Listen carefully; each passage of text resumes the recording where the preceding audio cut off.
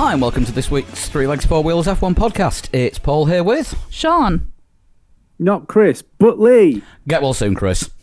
The excitement of the Italian Grand Prix must have just been too much. He did send a message earlier saying he was very drained.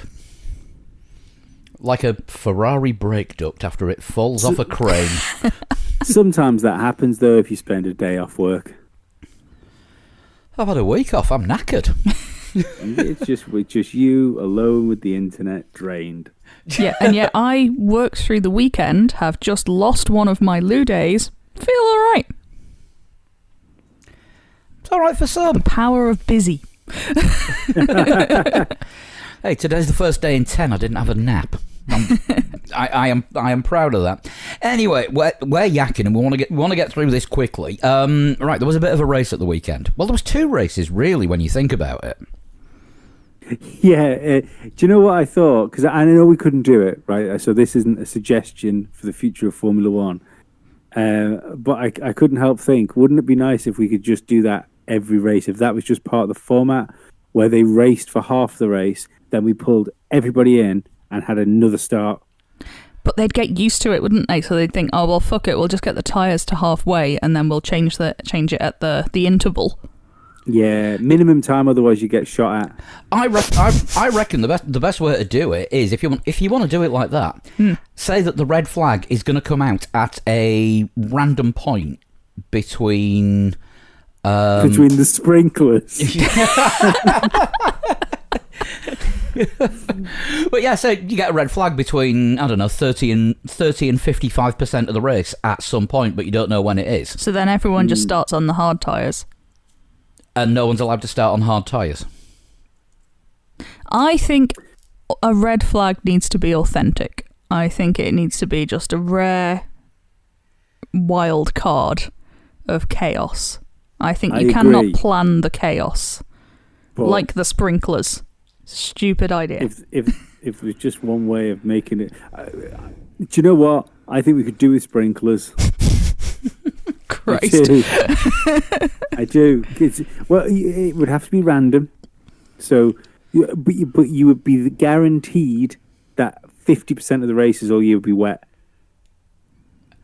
What if the sprinkler system fails and then you end up with like one completely dry bit of track? Now, what if it only partly fails? There's your chaos. Hey, Monaco in the wet, you've still got to drive through the tunnel where it's dry. That's true. Yep. That is true. Yeah, it makes for some interesting handling at the entrance and the exit. And then you could throw a wild card in that 3 out of all of the sprinklers that will be randomly dotted out between the circuits. Could be just one circuit as well. Instead of having water, it would have oil. This is venturing into Formula Mario Kart, I fear. Or you just get a Haas to dump a load of oil on a really, really fast corner and bring out a red flag that way. Yes. That was good. Well done, Paul. You've dragged us back into the race with you. So, we should, as we normally do, start from the back, and I'm sure this will give you great pleasure in doing Ferrari first. It's the only first they're getting this week. I'm not drawing any pleasure from this. Bollocks! Is this part of your comedy routine? It's fucking great. I'm so excited. I am so excited at the beginning of every qualifying session. Like, oh, is one of them going to go out in Q1? Will anyone make it to Q3? Oh, listen more. And if they're not failing to disappoint. I must say, though, I was genuinely concerned about Charles Leclerc when he went into that wall. It was a nasty crash. Fast. He has you don't tweeted have small crashes there. He has tweeted sort of this afternoon to say he's had every medical check possible and he is absolutely fine. Yeah, it was another one of those ones where I know the tyres didn't come into the cockpit of the car, but they easily can do in situations like that, or the car can get buried in.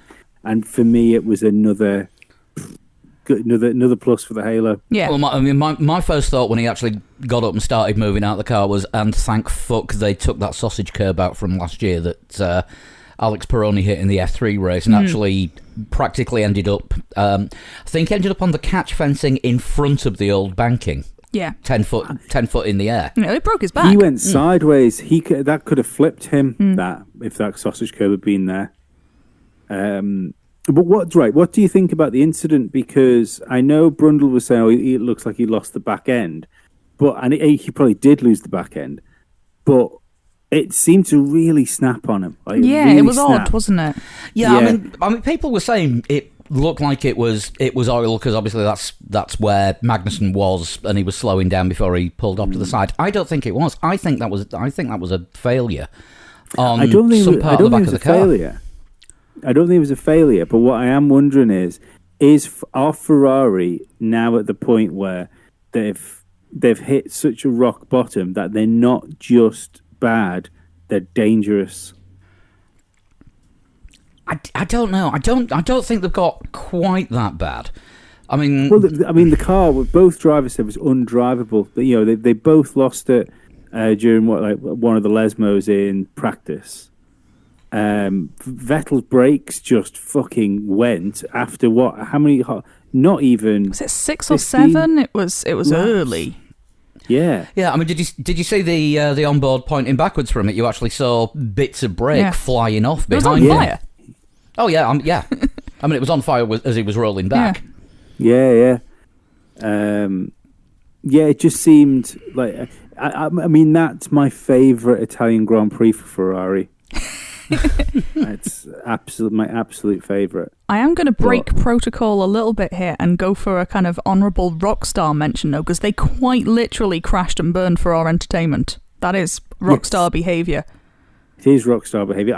Vettel gets a Rockstar mention as well, because you're talking, 212 mile an hour when you get into the braking point for turn 1? Yep. And the next thing is, brakes explode, and you hear a calm voice go, "I've got no brakes." He said afterwards as well. Apparently, that's quite a good place for it to happen. Well, you've got such a long runoff, haven't you? I suppose so.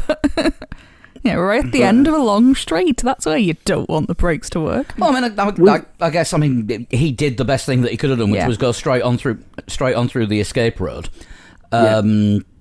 Took just about all the polystyrene with him, and then you're into Curva Grande, which has got a lot of gravel on the outside, and you've got a long grand curve, but you can reduce your speed on that if you take your foot off the throttle completely. So, if it was that bad and there was nothing he could do whatsoever, at least he could kind of set it into coasting mode. I like the fact that Sebastian Vettel's Italian Grand Prix ended in a spare.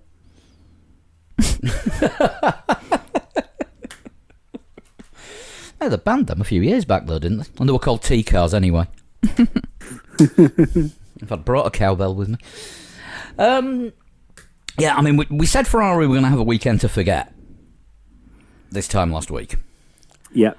And Christ, that was.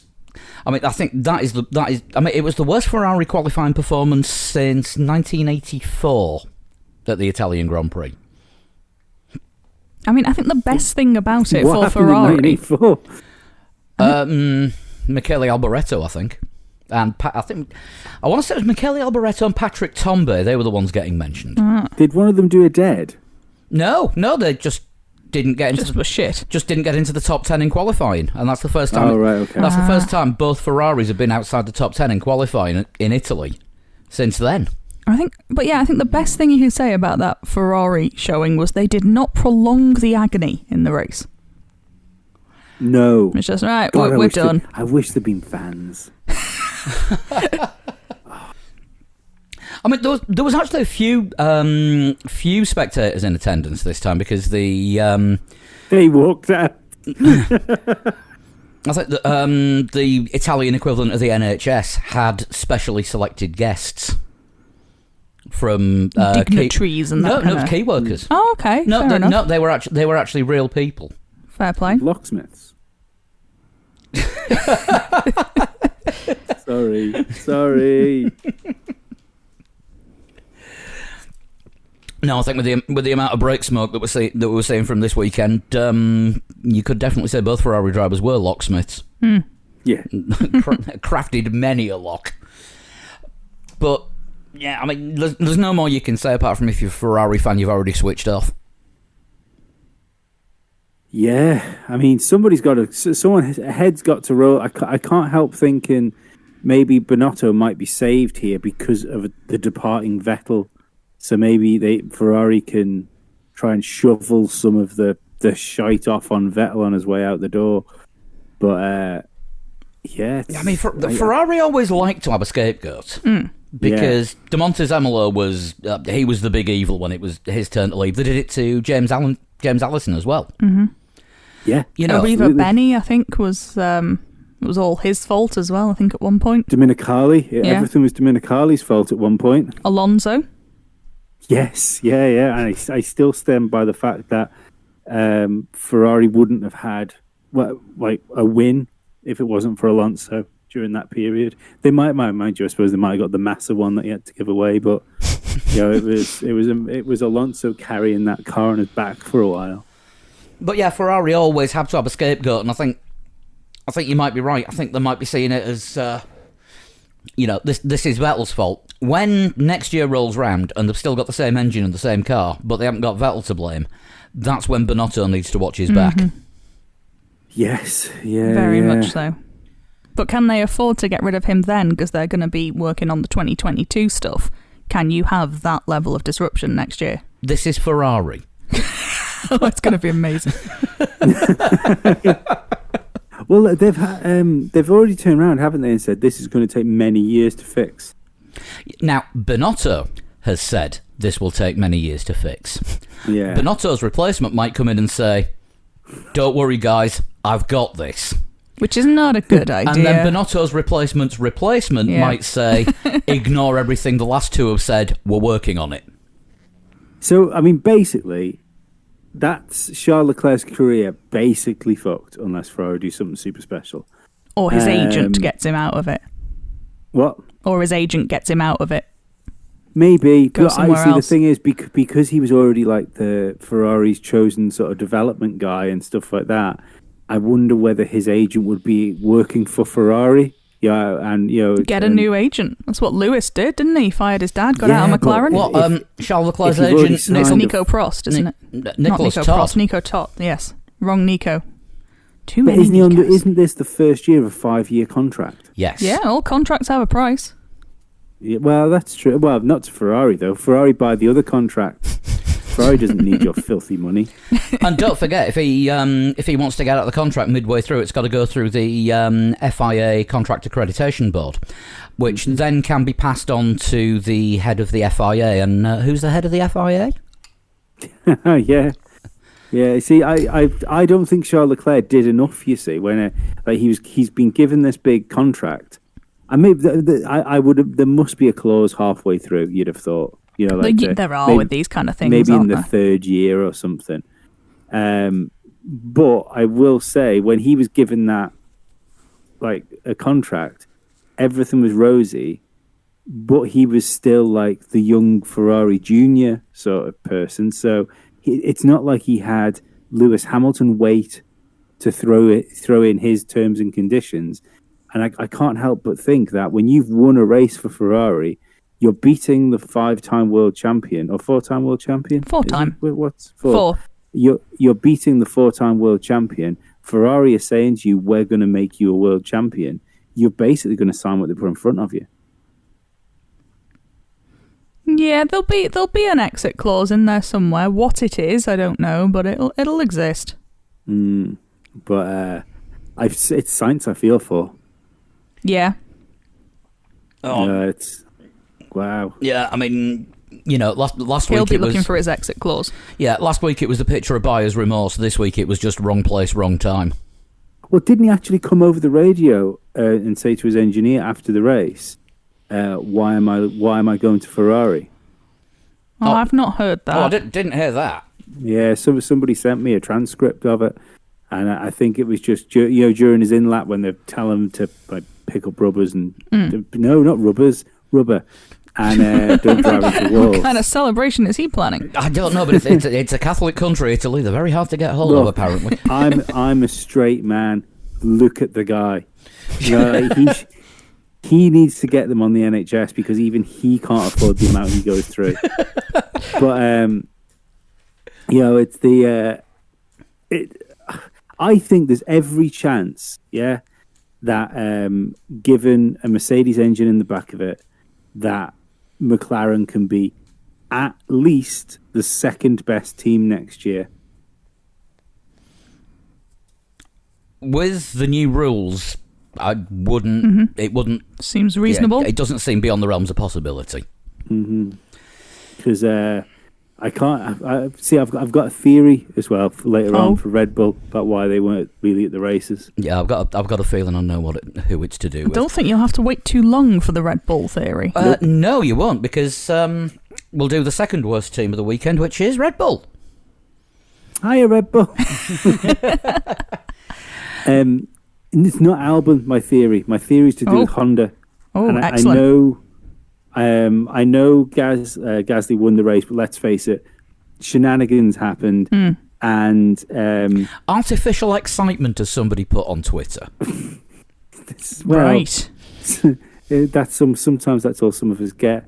But the thing is that both the Racing Point and the McLaren were quicker than the AlphaTauri. It's they Sainz given another lap would have had him. It would have. It was, you could see the way Sainz was chasing them down. So it's not like Red Bull had a bad day and the AlphaTauri was like a rocket ship. I think when they've took these like party modes or whatever we call other teams' engine modes away, I wonder whether that's the gains that Honda had made. When they were underpowered in McLaren, have they managed to like make their quali mode reliable enough and fuel efficient enough to use it more? And they did, but they thought it would affect when Horner sort of helped towards this happening. They thought maybe Mercedes were in the same position, where clearly Mercedes aren't quite in the same position. And it's this sort of like freeze on engine mapping has like taken away some of the progress Honda's made. Yeah, I mean, there have been a couple of times this season where Max has been asking for more power and they've said that they can't give it to him. Yeah.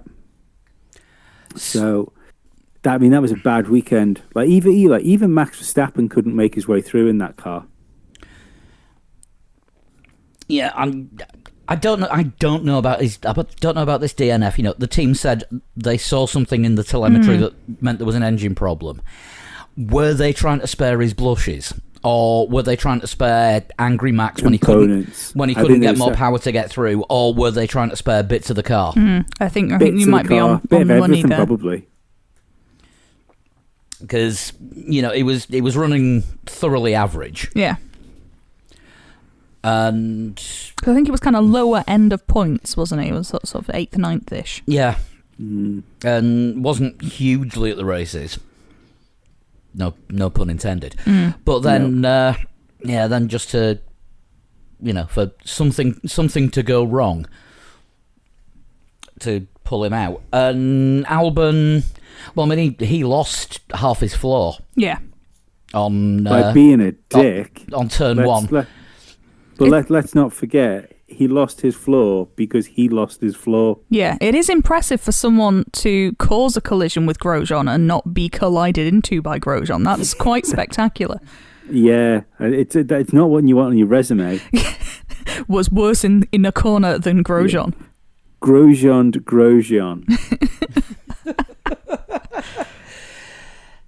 Yeah, it just seemed, again, not what I was expecting from Red Bull. No.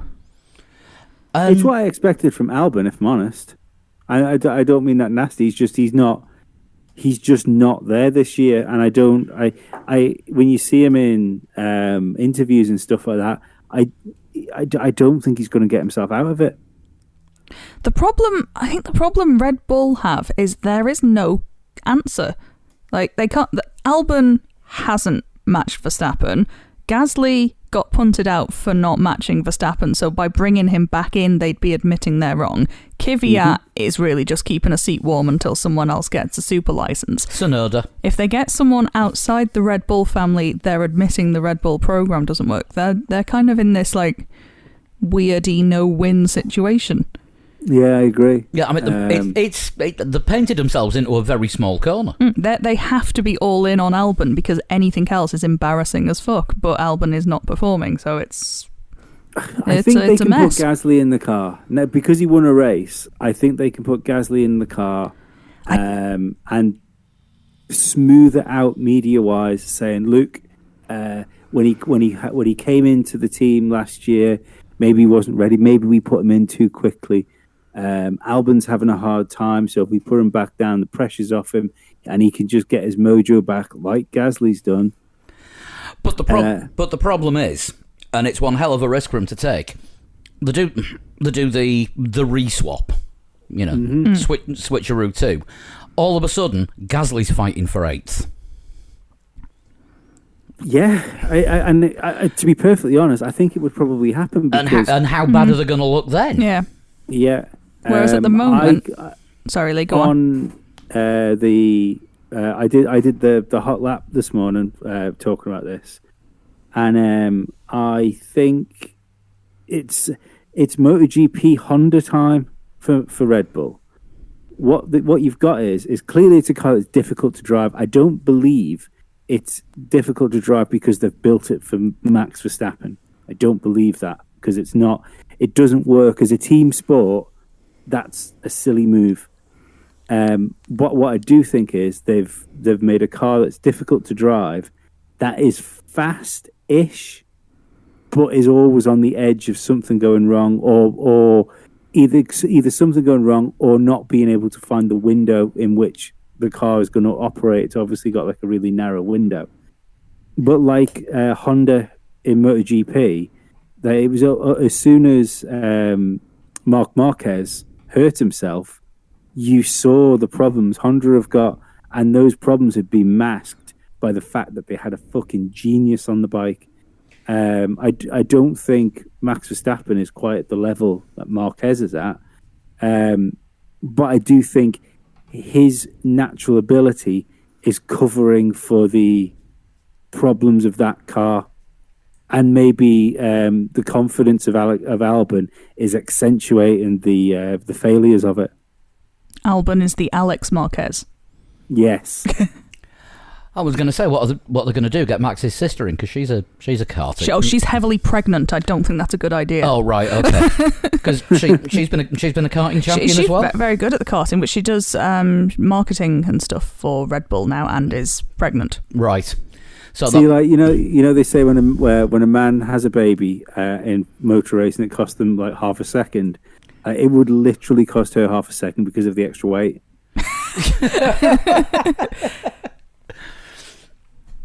So I think we can. I can't remember what Max's sister's Victoria. called. Thank you. There is Jos has produced another boy quite recently, with I think wife number 3. So there is three at minimum. There's another one coming at some point. Give it a few years yet, but yeah. Not as big a gap as the Eccleston children, obviously, but I think it's the Fittipaldis that get me. They keep coming. There's still another one of them. There's Sauber of Emerson's. Sauber, their junior program have got a 13-year-old Emerson child. Wow. And I think there's a younger one as well, but I don't know if that one races. Yeah, he was the only one on the Sauber Academy photo with any sponsorship. So much sponsorship. It's like, there's 4 young drivers and a heavily sponsored small child. Yeah, I mean, Fittipaldi, it'd probably be a good dynasty to get into a Formula 1 team, but don't forget, the last time a member of the Fittipaldi family started a team, it didn't go well. When Emerson gave up potential world championships to go and drive for his brother's, Copa Sucra team. Oh. Sponsored by the Brazilian Sugar Marketing Board. Excellent. That's when he became known as Fittipaldi DNF. Right, on to the team with the best performance with a Ferrari engine of the weekend, which is Haas. Which is fucking crazy. And Grosjean was the highest placed driver Ferrari powered. Wow. What is this world? Yeah, a race where... 2020 is fucking ruthless, isn't it? Yeah, I mean, Grosjean 12th, K-Mag's DNF, which really started the whole thing. Mm-hmm. What was it? Do we know? Did we ever hear what the problem was? He just said something's, long pause, broke. Yeah, I mean, we did have, I did get a tweet about K-Mag's something's broken. And it's the resurrection. So, Kevin Magnussen, you are this week's Captain Obvious. Happy now, Gemma? But yeah, it broke. Maybe the thing that was that he ran into was broke was Albon's self-esteem. Yeah, K-Mag breaks down, all hell breaks loose. Didn't really see too much of Grosjean. Magnussen was already well off the pace because he had to pit at the end of lap 1 for a new nose. Yes, courtesy of Giovinazzi? Think so, yes. Because we were wondering, because nothing got shown on screen, there was no mention of it. It's like, why is K-Mag 33 seconds down already and we're only on lap 2? So not ideal. Didn't get what you would call a great start. Grosjean had the little tangle with Albon at the start. Obviously, if he was tangling with Albon, he made up a place or two. I think he got about five places up at one point. Fair play. And then just kind of faded into obscurity. Yeah, I think he was just kind of running somewhere between 12th and 16th for the majority of the race. Never really looked like getting points, but was never at the back. Aside from Albon, didn't really happen to anyone. There was a lot of that, wasn't there? This race, there was a lot of people out there. You say your Haas's or Haas by this time. Kvyat would be another one I'd probably put in that bracket. Yeah, Kvyat, both the Red Bulls. There was a lot of people out there which just didn't seem to have the car to move forward at all. Participation trophy winners were there. Yeah, also took part. Yeah, literally the Ralph of the race. Yeah, I mean, there's nothing you can say about Haas except for they managed to get a car over the line. Didn't score points again. Behind a Williams, but ahead of, one of the Haas cars was ahead of every other Ferrari-powered car. All right, only three finished, but he finished. He finished. This is definitely it, isn't it? This is the end of the Grosjean dream. It must be. Maybe the Magnussen dream as well. Ted Kravitz was saying that it's looking more and more like his last season. Yeah. Apparently Magnussen is having contract talks this week. Did you hear the crazy thing? I know we're on Haas here, but it's kind of the same thing because they've got Ferrari engines in them. But he was talking about Alfa Romeo. They are next, so we can do them at the same time. Right. Well, during the Sky coverage, where you had Lazenby, Button, and whoever the third one was, I can't remember. Lazenby was talking about Sauber, and then he turned around and said to Button, he said, "Well, have you heard anything about Sauber getting Renault engines next year?" And Button gave him such a odd look and went, "No, I haven't." It was a really awkward TV moment. As if they've had a conversation off camera, and Lazenby's gone, "Oh, let's have that conversation on camera." And interesting. But can you if you want a look at what position Ferrari's in, if that's true, and Ferrari's junior team, or at least I would say the controlling Sauber half of it, is trying to get Renault engines in the back of an Alfa Romeo that's owned by Ferrari. That is wild. I mean, let's have a look at it. They've got Kubica, haven't they? So they've got Kubica money, so they don't necessarily need as much Ferrari stuff. The Ferrari technology partnership they're getting is worth shit. Mm-hmm. And Renault are going to be supplying one less customer next year, so have capacity. Probably not the worst idea. And Hülkenberg is still on okay terms with Renault and needs a seat alongside Kubica as well. There we go. And more importantly, Renault next year have 2 engines that they haven't got a McLaren to put in. That's. Well, the other thing about Ferrari engines is Gene Haas has been saying to Ferrari, you're going to have to come up with something better, or we're going to have to look at our options. Well, let's face it, that whatever happens here, I mean, right, all the Ferrari cars have suffered because of the Ferrari. the Ferrari, like, fucking magic dust that they were putting on the engines. Mm-hmm. Right, I did that comparison after Austria, and 6 teams all improved their times from 2019 at the same circuit. Yeah. 7 teams improved their times. 3 teams were slower than they were at Austria in 2019. And they were the ones with the red badged engines. Yes. Mm-hmm. All 3 Ferrari teams were slower in qualifying in Austria. Jesus. So the question needs to be is, were Haas and Sauber complicit?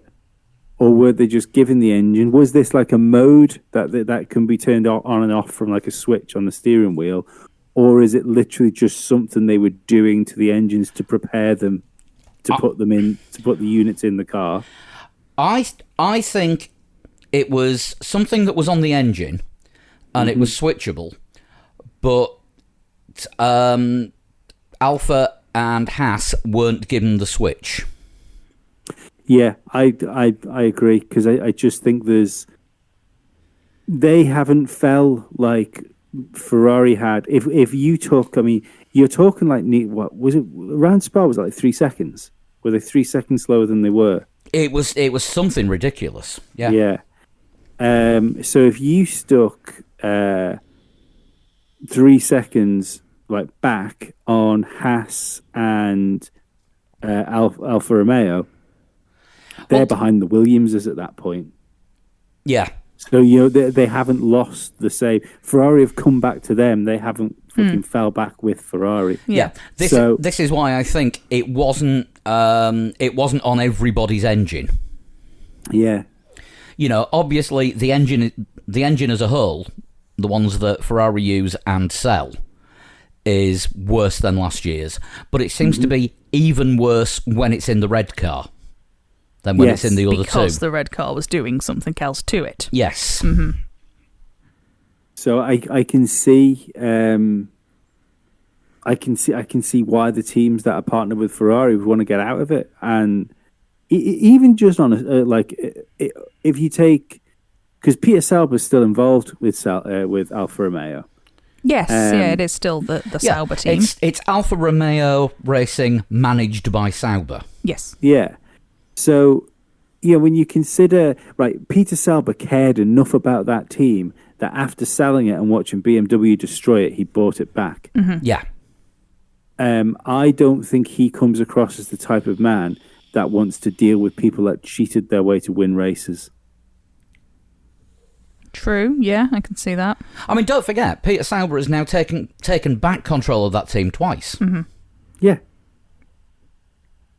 So, yeah, it wouldn't surprise me at all, but yeah, what a kick. What a kick that would be. So I wonder if that would be a rebranding again back to Sauber at some point, if something like that was to happen. Mm-hmm. Well, they've done it. They've done it before. I mean, during the sort of, obviously the BMW time, it was BMW Sauber, and it was just gradually becoming more and more BMW, and the Sauber name was just on there as an advert for sports cars, because I think Sauber as a company still customise high-end sports cars for consumers. And during the Ericsson times with Longbow Capital, there was talk of it becoming Longbow Racing. Ah. Which obviously never happened, and then Longbow had nothing to do with the team anymore. And I think Sauber took back an element of Control and partnered up with Ferrari. Could even be something like a Sauber ART in the future, because of course that's Vasseur is ART. Yes, he is, isn't he? So we could see something like that, because Sauber have pulled their backing from Charouz in F2. Oh, have they? Yeah, they're now. So that's why David Schumacher left Charouz. I think they pulled it at the season because in F2 there was the Sauber Junior team. Yes, they were. Last year. This year they're back to being Charouz. Interesting. So are Sauber looking at actually getting the name back and having Control again? But yeah, an ART F1 team wouldn't be beyond the realms of possibility, because we've seen how good they've been in lower formulas. Mm-hmm. Yeah, I mean, Frederick Vasseur comes across as fairly reasonable, as clued up. Yeah, I don't think you'd mess with him. But No, he seems to get the job done. And going by last couple of seasons of Drive to Survive, likes his espresso. That's fine. So yeah, we could see something like that. Moving on to the Alpha Sauber race performance. They screwed Kimi over. And the reason that they screwed Kimi over is they forgot to warm the medium tyres, so they had to send him out on softs because they were the warmest set that was available after the red flag. I wonder why the fuck they were on softs. That's stupid. Yeah, they forgot to warm the mediums. They were all prepared to switch him onto them, and they realised that they'd not actually activated the tyre warmers. Jesus. Wow. So they only had the softs to put him out on, and we just saw him plummet. Yeah. You know, he wouldn't have held on to top three, I don't think. But 6th or 7th wouldn't have been out of the question. It would have been a moderate points haul. You know, it would have been good to see him having a fight with Bottas. Yeah. And defending against him. Well, I mean, Bottas didn't look like he could get past a parked car, did he? Particularly not at the start. Jesus. No, I mean we'll get to that shortly, but yeah, and the Giovinazzi cock-up, they had even longer than Mercedes to realise that the pit lane was closed. That's the thing. Hamilton was at the front of that queue. They must surely, by the time Giovinazzi had got to it, thought, hang on, why isn't anyone else doing a pit stop? It's very bizarre. Let's be fair, this could be all on him. that could have been 100% Giovinazzi call. It is, isn't it? A red light is a red light, whatever kind of car you're in. Yeah. Even if it is on page 3 of the timing screen, they should have somebody looking at that. I suspect they will now. That will be someone's job from now on in every team. If a car breaks down anywhere near the pit lane, look out for the red light. Everyone's going to have one of them. I'm surprised there isn't a noise or something. You know how you have like the noise for the pit lane opening? It does feel like there should be something extra. Mind you saying that, only 2 cars. Like there was 2 cars that got it wrong. Yeah. So, you've got to kind of blame Mercedes and Alfa Romeo for it. Yeah, in every other case, either someone at the team or at least the driver themselves has said, "Oh shit, the pit lane's closed. Keep it going." I mean, I get it with Mercedes because Lewis was so far ahead, and he did come into that corner at the first point, but he did lie though. He's lied one way or another because he ran up to the stewards, which I think was scooted. Yeah, I don't agree with. There's a whole team there, and I find it slightly arrogant. Go! Like, I'm going to go and sort this out myself. Yeah. But apart from finding that arrogant, he said in the pit afterwards, he said, "Oh yeah, well, I take the blame for this. I saw the boards." And you think, well, you're lying at some point here, because you're either lying when you go into the stewards to contest it, or you're lying that you saw the boards. Yeah, if he didn't see the boards and he's had a little look at the screen and gone, all right, fair enough, fine. But yeah, it does seem a strange one to try and argue it when it's clearly a red cross on a thing. LED board. That's the thing. Thank you. I wonder, like, I know Hamilton spreads himself quite thin with things now, where when it comes to what's going on. I wonder if he would, what would happen if someone challenged him? Because at the moment he doesn't really have to think about racing. Well, I mean, the last time he got challenged about lying, he said he was on the verge of retiring. The the time that he got caught lying to the stewards and denied it all, so they played the radio transcript back. Where McLaren had told him exactly what to say. Yeah, it's just like however he's dealing with his his position in the sport at the minute. I can't help but think that if he'll have to change his approach to things if, say, a Max Verstappen gets a car that's capable of challenging him, and focus, more on the task at hand, because he doesn't have to focus anymore. He's got a teammate which is probably about half a second slower than him per lap in general. During a race, he can steal a pole off him now and again, but over the course of a season, I think there's more chance of Mika Hakkinen winning an extra world championship than there is of Bottas winning one. I think that's it, though, isn't it? Because he has so much extra capacity on the track. He can be doing all his other bits and pieces because he doesn't need to be 100% in racing. If someone did present a challenge, then it's on him, really, isn't it? Does he need to? Then it would be down to him to focus, and maybe he would need to hire a manager and an agent. Yes. Yeah, which is another thing that he does all himself. Yeah. It just, I find it interesting. I mean, that's what Vettel does all himself as well. I just find it interesting because Vettel does it. Vettel does it all himself. But Vettel isn't recording an album, duetting with Rihanna, launching a clothing label. Could you imagine the Vettel and Rihanna duet? I think we'd be more likely to see Vettel and Lizzie Hale doing a duet, because Vettel's a big metal fan. No, he's a Michael Jackson fan. The Three Michaels, remember? There was a ride-along with him and Charles. Had The Offspring on. Yeah, earlier on he said the Offspring's a little bit soft for him these days. Oh, he's matured into a full-on metalhead. He's German. They all like either hard dance or metal. This is true. Or the Hoff. But these are facts. These plus other wild stereotypes. Are we meant to be talking about Mercedes? No, did we skip ahead? No, we're not. We're still on. Well, we're on Giovanazzi's penalty.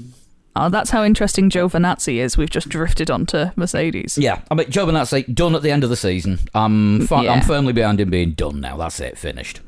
Yeah, it's time for old Givo. So is that a full fresh team, do you think, or do you think they'll keep Kimi? Well, it depends if Kimi wants to, doesn't it? Kimi says he's not made any decisions yet, and I get the feeling with Kimi's relationship with Sauber as an organisation, regardless of the Alfa Romeo Ferrari thing, they will probably say it's there if you want it. Now, it'd be interesting if they do take different engines. I was going to say that car's going to get more competitive, because when he was up there, even though it was only through the pit lanes and stuff like pit stops and things like that, we knew he was going to fall backwards. By fuck, he was racy. It was a different Kimi Räikkönen. Yeah. I mean, Sauber have been known to make a decent car in the past, and when they've had a decent engine in the back, they've done quite well. I mean, remember when we're going back a while, but remember when the first came in and Frentzen was driving for them, and they had an up-to-date Ferrari engine in there, and Frentzen was regularly in the points. Well, remember the beginning of the season back when they had NASA with you, when it was blue and yellow. The Sauber wasn't too bad. It just dropped off because they couldn't afford to develop it. Yeah, and they have built new facilities, haven't they? They've built new wind tunnels and stuff like that. So it's not like the facilities aren't there now to do something, especially with the rule changes and whatnot. It's just the pile of scrap metal in the back of it. So yeah, I'd like to see it. Give Kimi a better engine, and it might be enough to keep him on for another year. He did all right in his last Renault-powered car, did he not? That's when he got his last win before US. Yeah. And, he was doing well until they stopped paying him. and then suddenly needed back surgery. As if by magic. So, yeah, maybe an entirely new team. Possibly Kimi and Kubica next season in a Sauber Renault. Because, yeah, if they don't have the Ferrari, they won't get a Schwartzman or a Schumacher or an Eilert or one of that lot, will they? No, they'll end up in a Haas, whoever does the best out of those three. And I say those three, I know there are more Ferrari junior drivers, but I still say that Giuliano Alesi will be unemployed at the end of this season. Oh, he's really not good, is he? He's his father's son. Yeah. Now, come on, John Alesi was pretty good. I won't have a bad word said about John Alesi. Yep, that Head & Shoulders advert he did was so good they had to dub him with an American voice. That Head & Shoulders advert was so good they gave it to Jensen. At least they didn't have to redub him. Right, Williams. The last race where the Williams family are running the team. Totes emotion. Yeah, it was a shame that Latifi wasn't one place further ahead just to give them points on just the last to rub one. it into Russell that he doesn't get the fucking Not to rub it into the green Russell. when things go wrong. Not specifically because of that, but no, I think it would have been nice for them to get just a token point on the last Williams race. Yeah, maybe they can put a protest in against the Racing Point brake ducts. Everyone else does. Although everyone else has pulled out of the appeal now. They still get an offence from the stewards every race for using the illegal brake duct. I stand by the fact that if that had been any other manager and not Claire Williams, they would have been fucking dragged across the coals for what's happened to that team. Yeah, but who's going to drag her across the coals? Her dad? So you're just going to lightly run her over. I mean, that's the thing when it's family owned, and Patrick Head is a very minority shareholder, and blatantly doesn't give a toss. And I must admit, when I saw the headline saying Williams family walk away from Williams Racing, no, don't say it, baby. Did all of them really? Not sure. But I mean, Williams have had the Williams family have had an incredible time in F1. There is no denying that. Yeah, I mean, Williams are one of the reasons I got into motor racing because of Damon Hill driving in a Williams. Because you fancy Damon Hill. Yeah. And no, I was just putting it out there. That was all. No, but like he was my first sporting hero. I wasn't interested in sport until Damon Hill and supporting him. But the first Formula One car I saw for realsies with my eyes and that was a Williams coming out of the pit lane in '97, and it was Jacques Villeneuve with the question mark on the side of the car.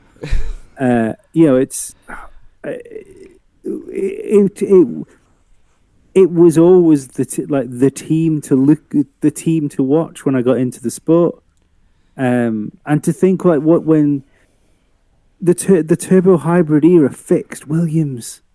They were the second best car at the beginning of the turbo hybrid era.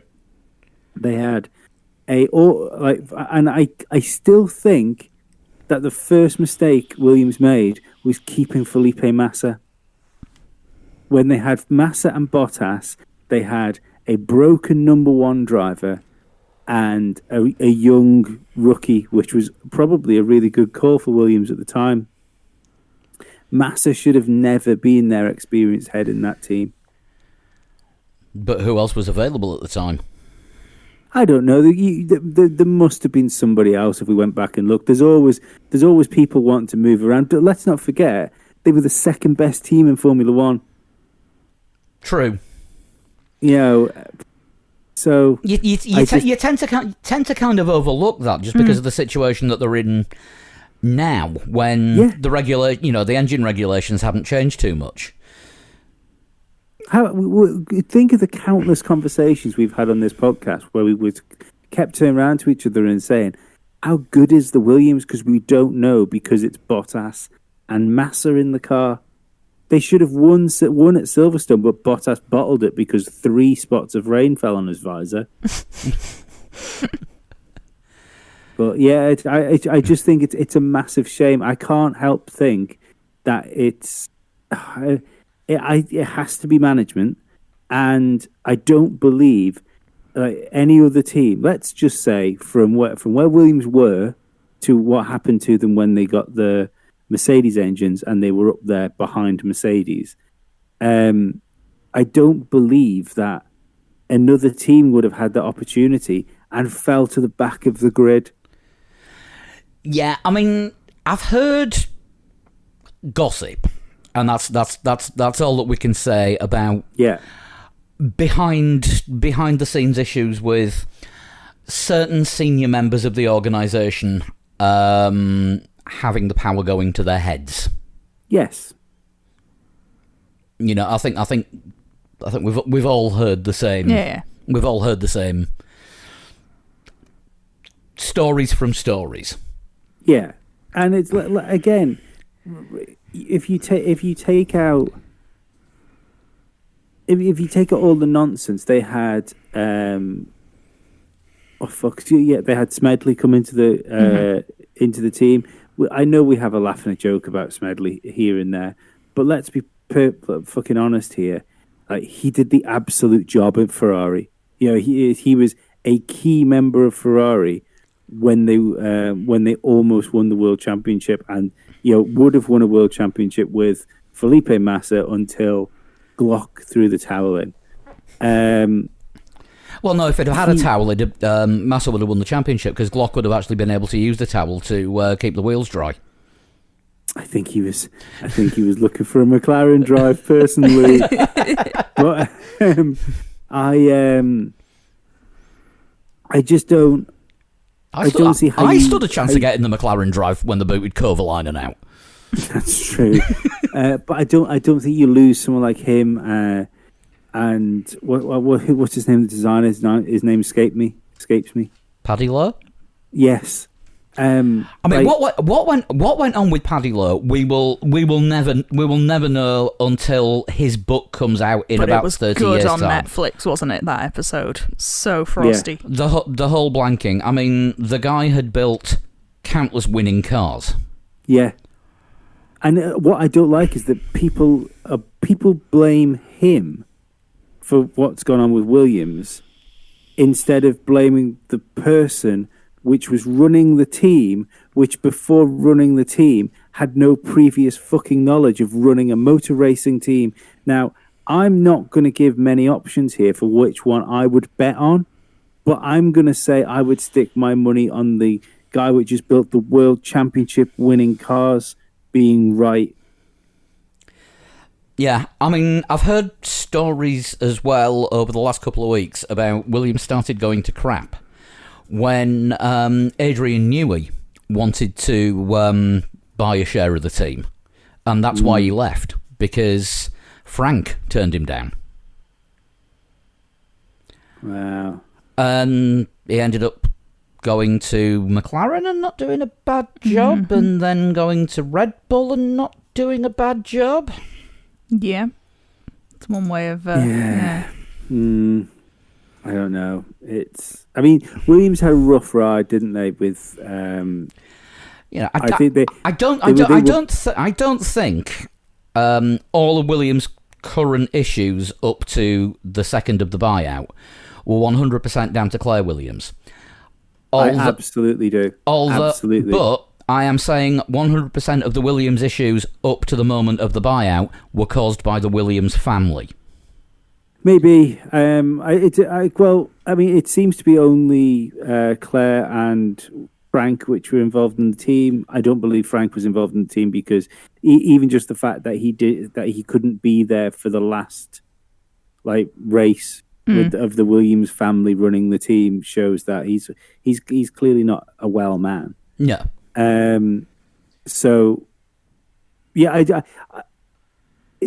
Let's not forget that when Williams was good and it was getting podiums, and like I said, they were the second best car on the circuit when the turbo hybrid era started, it wasn't Claire running the team.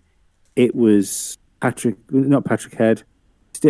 Fry that was running the team. And because do you remember how Sky had quite a lot of access with Williams back then, didn't it? And they always had the drives to the circuit with Pat Fry. Yes, I do remember that. And of course, we kept getting the repeats of the Inside Williams mini documentary series. Yeah. And then Pat Fry left because she was. It felt like she was sort of the understudy and learning from Pat Fry of what's sort of on the job training. So either Pat Fry leaves because his work here is done, or as I have complete speculation, and what I believe is that Claire got arrogant and Pat Fry was pushed aside, and then the spiral happened when Pat Fry wasn't there overseeing the team. We shall. Hopefully, we will at some point. Someone will spill. Now that the Williamses are not involved in Williams, someone will drop the goss at some point. I didn't.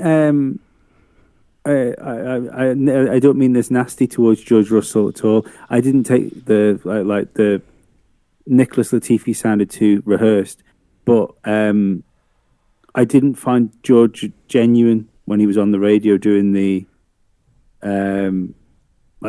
Williams bit at the end of the race. I felt that if you listen to the whole transcript, it was probably his engineer saying, "George, you need to say something nice about Frank and Claire." I thought he came across as all right. Yeah, I thought it sounded pretty genuine. I think prepared. I think it had always been planned that they would say something nice at the end of the race, but it didn't come across as insincere particularly. But I just hope that the team get more competitive now, just for George's sake, if nothing else. Yeah, I mean, we'll find out apparently some point of this week. And what is the betting? It's Tuesday morning. Who the new interim team principal is going to be? Because Pippa Middleton.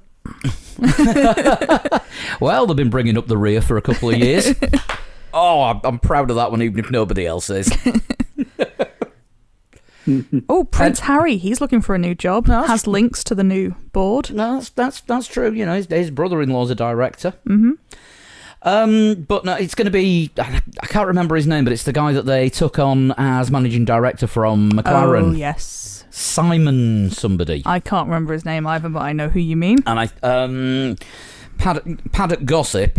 And racefans.net, who we actually do believe because they're trustworthy.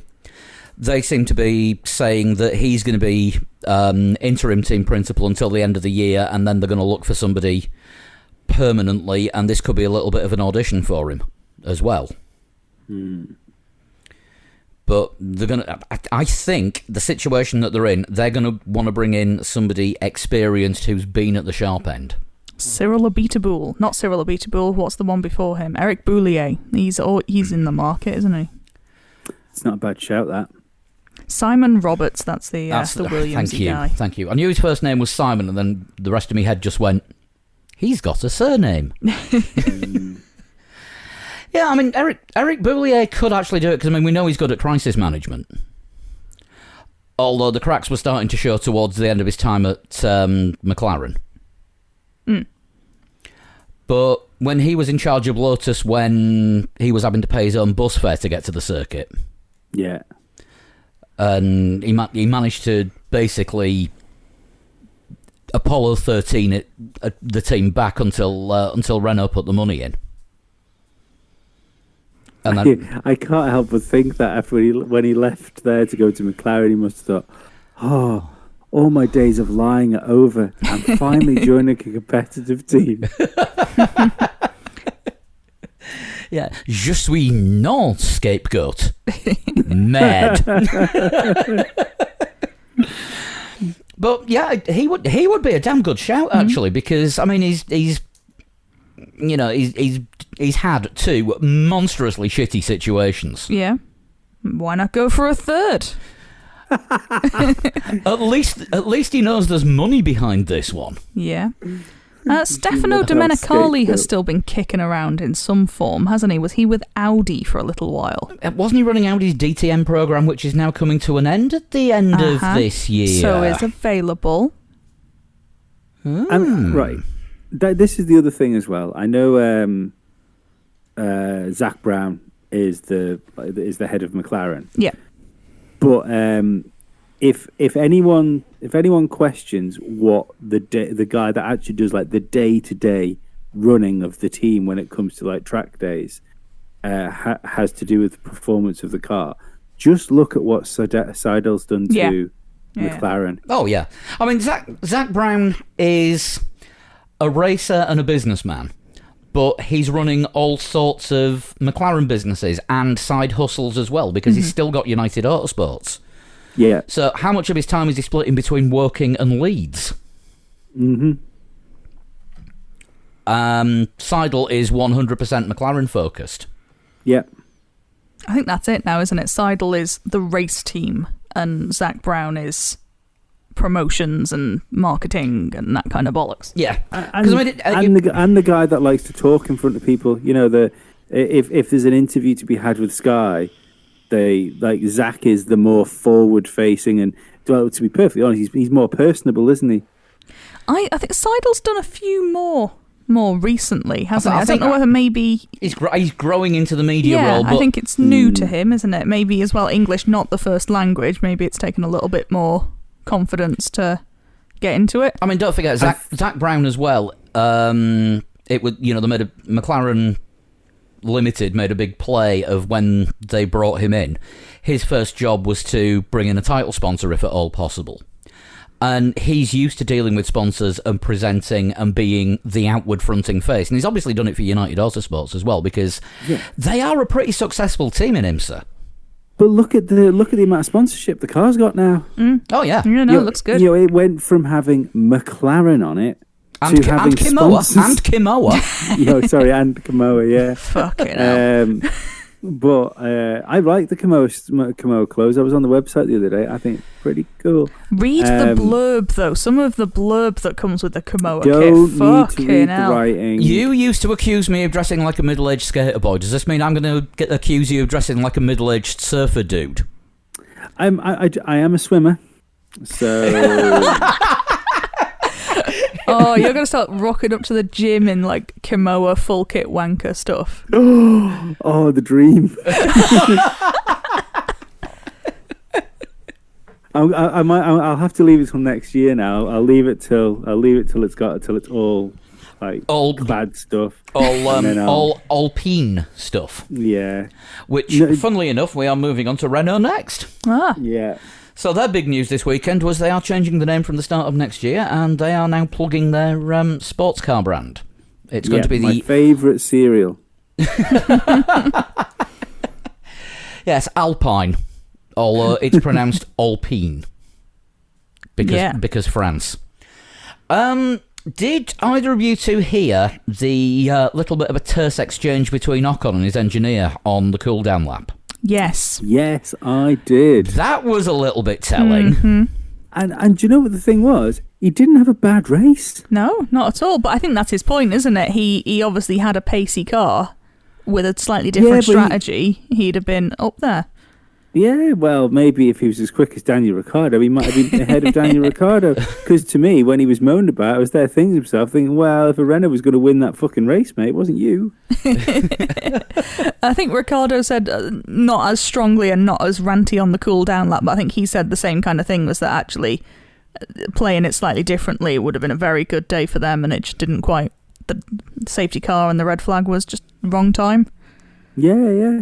But ironic though that the driver that's staying is the one going off on one on an open radio channel, and the driver that's going is being Mr. Diplomacy.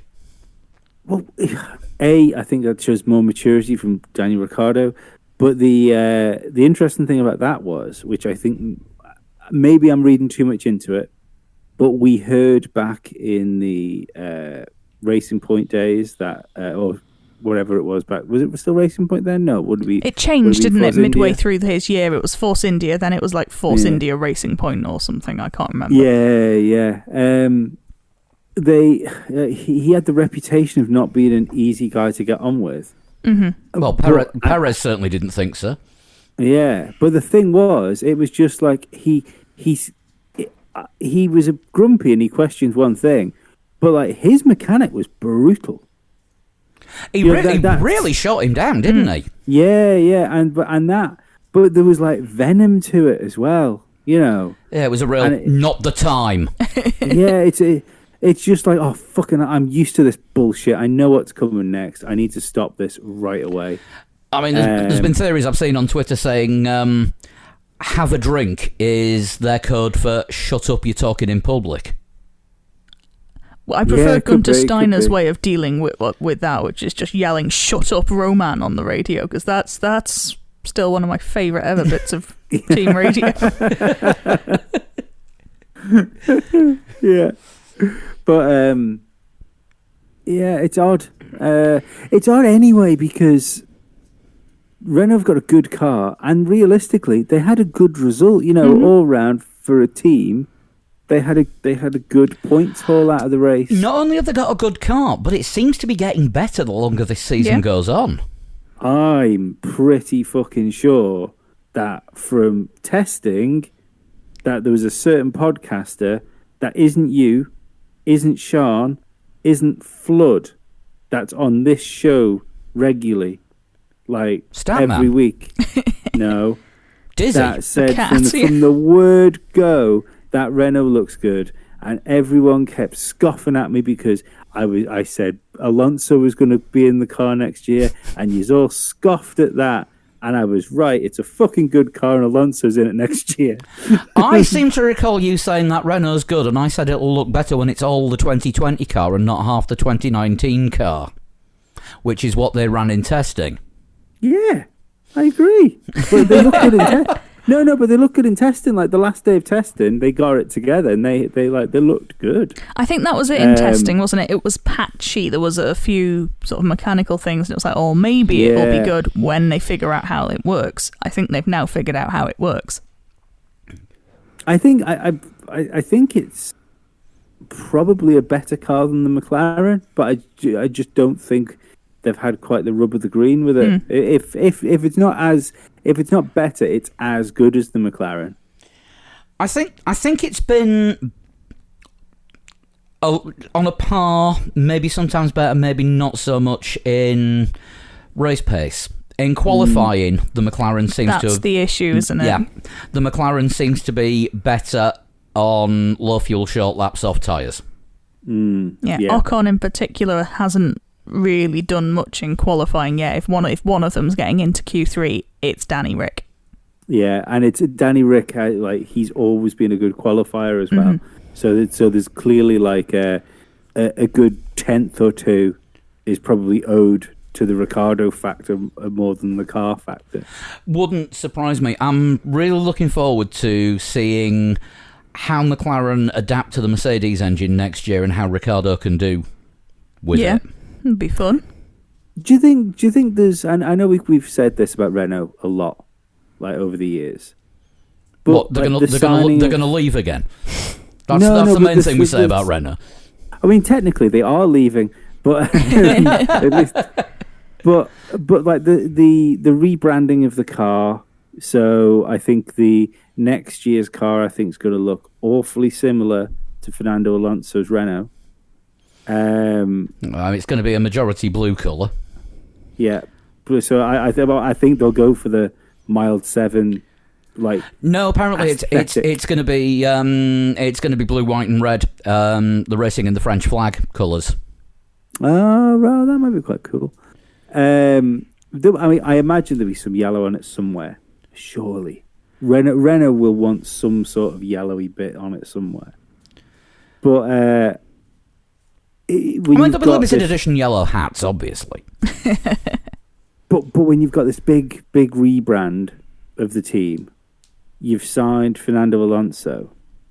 That suggests a plan. Sell hats. I mean, they can do that anyway. But do you know what I mean? It suggests that there is some like a push towards something. They were talking. They were talking as well on Sky, weren't they, about the idea that Cyril Abiteboul could be getting promoted into a sort of back office role. I thought they were using the word promoted wrong there as well. Yes, for the benefit of the listeners and for Lee, I did do some air quotation marks when I said promoted then. Yeah, I didn't see them, but I sensed them. You knew they were there. Yeah. Well, I mean, they asked him if he they asked him if he wanted a higher up job in the organisation, but they're not sure actually how he answered. No, I know what you mean about Renault having, or the Renault organisation having some kind of plan. Because, I mean, the Renault brand is known worldwide. You know, there's no denying that. You go to any country, you're gonna see a Renault on the road. I can only recall seeing one Alpine. I don't believe I've ever seen an Alpine. Coming to a Spain near you. You know, it's, you know, I mean, they are Renault's Lexus, basically. You know, it's their version of it's a new Infinity, because that was all that's all Nissan now.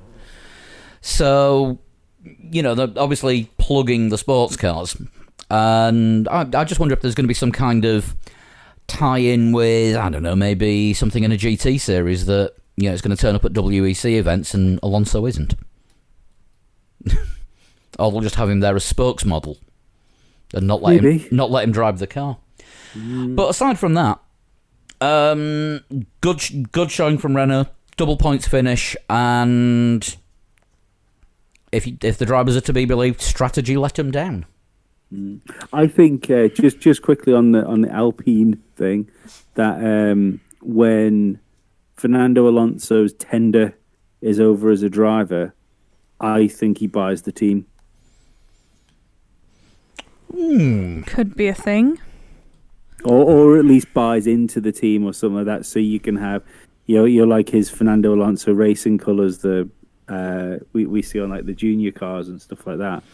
He has already got his karting thing, hasn't he? His army of karting clones. And he's done a cycling team as well. He's had a cycling team. I don't know if that still exists or not, but it did at one point. So he's definitely dipped the toe, hasn't he? I think he's got designs of being a team boss at some point. Just to be more successful than Prost was. Well, let's be fair. It's not going to take a lot. Yeah, no, Prost was hanging out quite a bit with Christian Horner on the grid, which I thought was strange, because obviously he's still involved with the Renault organisation. Yeah, and Horner and Renault didn't exactly part on the best of terms. Yeah, I think that you talk about companies there, though, aren't you? But on the personnel level, maybe he was apologising for Cyril's latest comment about Horner. That and the fact you're Prost, aren't you? You're Alan Prost. You pretty much do what you fucking want. Yeah, you know it's so.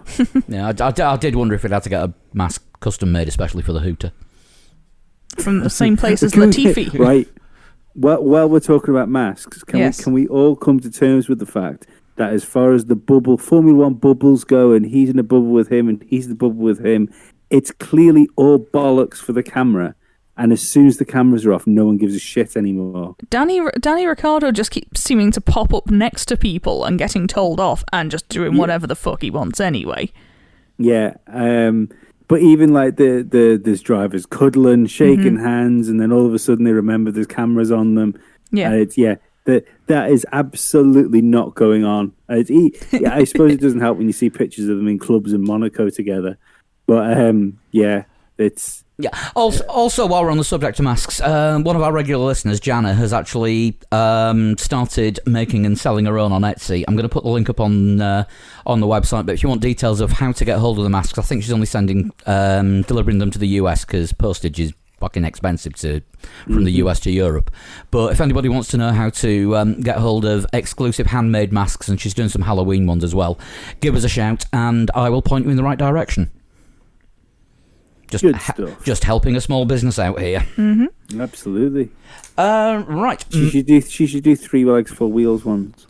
Apparently, you can already buy 3 legs, 4 wheels masks from our TeePublic shop, and they look terrible. So don't do that then. What I would do if you want 3 legs, 4 wheels merch is go on there and buy one of the t-shirts, because they're a lot better than the masks look. I think the masks have been put up in a hurry. The t-shirt is good for non-pandemic times as well. That is true. That is true. And if you're working from home, we do mugs as well. So you'll always have a coffee. Can we make a mask? Can we make a mask that's got "Don't shunt down my lungs" written on it? Could we do like a censored one with "Don't say it, baby"? Or would we have to pay Jacques? No, we wouldn't. I am doing that one. That design will be uploaded by the time this podcast comes out. What about Claire Williams' teeth? I think there's a niche market for that. I think we'll stick with your idea of the "Don't say it, baby" mask. That's happening. Take any horse. We'll move on to Mercedes now. The horse that people usually back. Right. Bottas. What the piss went wrong? Was he just having a nap at the start? He bottled it. Valtteri bottle. He was that slow off the line that Sainz had him by the time he'd started moving. No, both the McLarens were rocket ships. I think it was a bit of both. I think he had an average start. Both the McLarens had good starts. No, Bottas was slow because you could see they had an onboard of his start, and they showed it as slow as they could, and you could see Hamilton was already away before he'd started moving. Now, Bottas is saying that he was worried about something to do with the start, and he got himself confused. It's like, shit, yeah, you're on the line. You only had one job. He had no pace. He was, his car was overheating. Do you know where it struck me as? Like, immediately, it struck me as a man that was overdriving. I think it was partially that. The majority of that. But this is something that I've been saying for the last 3 years. That Mercedes is not good at following. Lewis managed it. Normally. Well, I don't know. Lewis wasn't following. He was just coming up on people that quick and passing them before he had a chance to get into dirty air. But that was it, though, wasn't it? You he had had to go the pace. Through the dirty air to follow them. Yeah. But, what was he? Was Lewis 30 seconds behind Giovinazzi, or was he behind? He took his penalty before Giovinazzi, so he was 30 seconds behind whoever was the last running car at that point. Right. And he managed to catch that gap up. Yeah. And he finished, was it 7 seconds behind his teammate? About that. Crazy. And that's without a party mode. And do you know what? McLaren, Mercedes fucked him as well, because Lewis was right. If when you look at the pace he had, if they'd let him go for 2 laps, I think he'd have got maybe 8 seconds. He said 5, but his pace was so rapid. And don't forget as well, you were putting that against teams that were already up to speed as well. The tyres were up to temperature, whereas you've got the whole DAS system and stuff like that. So he'd have been rocketing off when everyone was trying to get their tyres up to temperature. I think he'd have had 6 or 7 seconds in his pocket if they'd have let him go, and that would have put him ahead of Bottas. I think possibly. I mean, this lack of party mode hasn't affected Hamilton. No. I mean, no doubt he would have used it. He would have used it in the race if it had been available. Yeah. But what do we call the Mercedes engine running at full tilt now? The 16-year-old trusted to be left home alone for the first time. It's not a party. I'm just having some friends round honest mum mode. Yeah, I that's think, catchy. I might have to work on that. I think this is one of the things that people seem to forget just because of how good Mercedes is, how strong the car is. like, it's easy to forget sometimes, just when he romps off into the lead, wins a race and stuff like that. It's easy to forget how special Lewis is as a driver. It's the people say about Bottas being, oh well, they're only keeping him there because he's not challenging Lewis. But he's not challenging Lewis because he's just not as good as Lewis Hamilton. Because nobody is actually able to challenge Lewis Hamilton because Lewis Hamilton is in a different fucking league to every other driver on the grid. Yeah, including Max Verstappen. I don't. Even if you stuck Max Verstappen in a Mercedes, I think he'd give him more of a hassle than Bottas is. But over the course of a year, I still don't think he could beat Lewis. I mean, Hamilton's only lost one title in the last 6 years, and I still think that was down to unexpected reliability problems. Yeah, it was that engine blown up. Yeah, Rosberg had a ridiculous head start, didn't he? Mm. Yeah. So, it's like he's a special, like a proper special driver. Like I think he might be.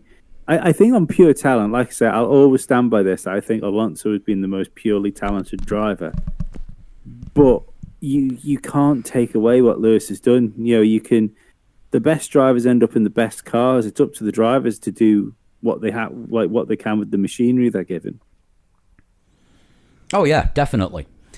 I mean, you say Alonso is the most talented driver. Have we ever seen Alonso, maybe except for 2007, in the out-and-out best car? Because the two Renaults that he won his 2 titles with, they weren't the best cars on the grid consistently all season. Alonso was getting more performance out of them than he should have done. Yes, and that is down to his talent. The thing that we've got with Hamilton is it's both barrels. He's in the best car, and he is a class apart from the rest of the field. I love all the comments we get about the fact that we're Hamilton haters, and here we are. Listen to this conversation, for fuck's sake. Well, I think this is the thing, isn't it? Like, because I will always stand by this, that I'm impressed by what he does, and I want him to win because he's British. But I'm not a Hamilton fan, and I've never been a Hamilton fan. I find him arrogant. I've always found him a bit arrogant. I think for me, I'd just like to see him be made to work a little bit harder. Yeah, I would like that. But again, it's the Max Verstappen Albon situation again, isn't it? I mean, without completely disrupting the team, who do you get in that can do that? Mm. And if you're Mercedes, why the fuck would you do it? Yeah. So it's up to another team to do as good a job as Mercedes have done. That is all that you can hope for. I mean, what I will say is I don't think there will come 2022. History dictates that it's the team that's on top when a big rule change happens. The rule changes tend to not be kind to. Mm. Yeah. I can't think in my time from watching Formula One, from like the Williams, Damon's like Williams Renault, and going into 1997, when the cars changed then, and that. No, sorry, the Williams was still on top there. It was the year after, wasn't it? It was 1998 when Williams lost the engine. Yeah. Villeneuve struggled a little bit with the smaller cars, I think, because it was 97 when the cars changed, and that was the year that Renault pulled out at the end of the season. And, it changed into Briatore Inc.'s Mechachrome. I think it was 98, wasn't it? It was 98, but I think the cars had changed in 97. Because I'm pretty sure that they were talking about the Concorde Agreement in 97 for the year after. But I could be wrong. But either way, I can't think of a big rule shift where the dominant team has stayed the dominant team. Yeah, because Red Bull lost it when the turbos came in. Yeah, Ferrari lost it. All right, they had an okay car, but couldn't make it work with the turbo engines. No. Mm-hmm. Yeah, time before that, it had been McLaren and Ferrari, hadn't it? And then they went midfieldy for a bit. Yeah. And all of a sudden, it was Red Bull, Brawn for a year. Well, sort of That's at the end of the Ferrari McLaren era, sort of 05, 06, Renault got better. Yeah. And then Ferrari fluked into a championship because Hamilton and Alonso hated each other. Sure. Yeah. That's why I'm saying 2022 Alpine and McLaren championship battle. So we're going to see a Mercedes customer engine faster than a Mercedes works team. Yep. Interesting. Ooh, contentious. Looking forward to next year's prediction league. But Lewis recovery drive of all recovery drives. Yeah, he did. You know, it was an unfortunate situation for him. He did the best with what he had, and he still got a bag full of points. Lost very little points to Valtteri Bottas, and that was Bottas's chance. He's not going to get many chances like that with a Lewis Hamilton virtually out of points. But Chris isn't here to say it, so I'm gonna. Still extended his lead in the Drivers' Championship because Max is second. That's the thing, isn't it? Even though it was a shitty day for Mercedes, everyone Max who actually... isn't second yet, is he? Yeah, he has been for a little while, I think. Is he? Sure he is. I thought he was like a couple of points behind Bottas. No, I'm sure. You're probably right. I think it was the Silverstone win, I think, that did it, but I could be incorrect. Hang on, let's have a look. Sorry, Bottas is now second. Ah, he's gone back, has he? Yeah. Fair enough. Yeah, it's hasn't extended his lead. But when you look at the lead Lewis has got, it shouldn't even be tight between Bottas and Max. 7 points difference. Crazy. So yeah, I was expecting more. We should move forward. We're talking about Mercedes here, like it's the last team, like usual. I know.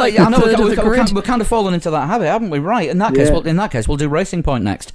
Lance Stroll gets his second podium. He's been traditionally good at Monza in the past.